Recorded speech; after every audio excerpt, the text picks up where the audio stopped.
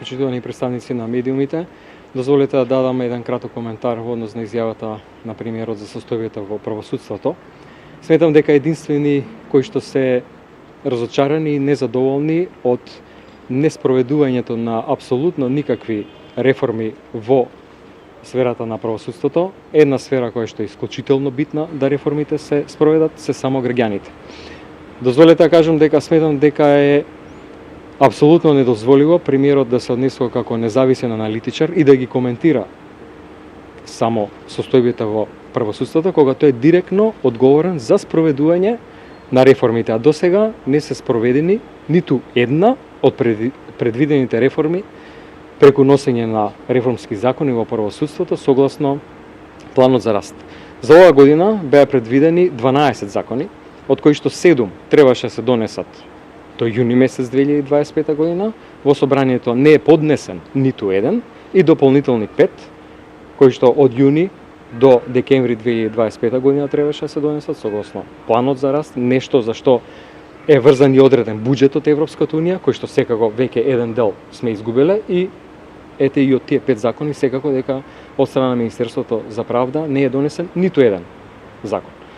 Оваа власт која што има огромно мнозинство во собранието, 58 пратеници ВМРО ДПМН, скоро двотретинско мнозинство владеачката коалиција, нема ниту една причина за ова што сега се случува, а тоа е неспроведување на реформите. Ветуваа реформи, ветуваа промени, се што видовме е само партизација на судството, назначување на суди блиски роднини на градоначалници, на коалициски партнери, сакаа да го држат судството заробено. Јазбевна лидерска средба, ја понудив нашата експертска помош, дадовме наше мислење за реформските закони, никаков фидбек не добивме од Министерството за правда и затоа сметам дека се што оваа власт прави се само празни флоскули, само изјави, само најави и дека се што лани беше предизборна лага, сега е веќе јасно дека и на граѓаните ме јасно дека ништо од тоа нема да се спроведе и практично истиот терк на однесување и сега во очи оваа кампања кога сме бомбардирани само од лажни најави, лажни реклами,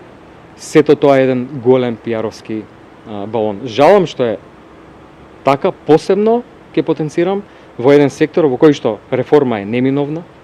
во кој што на хартија е напишано од страна на Европската унија што треба да се направи и што треба да се спроведе за да стигнеме до силно судство, независно судство, кое што има независни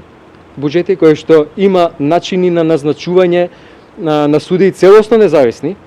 од страна на партиските интервенции. Тоа е тоа што граѓаните го очекуваат, го бараат и ние како СДСМ цврсто ќе стоиме и ќе се заложуваме да ова се спроведе во таа насока. Ви благодарам.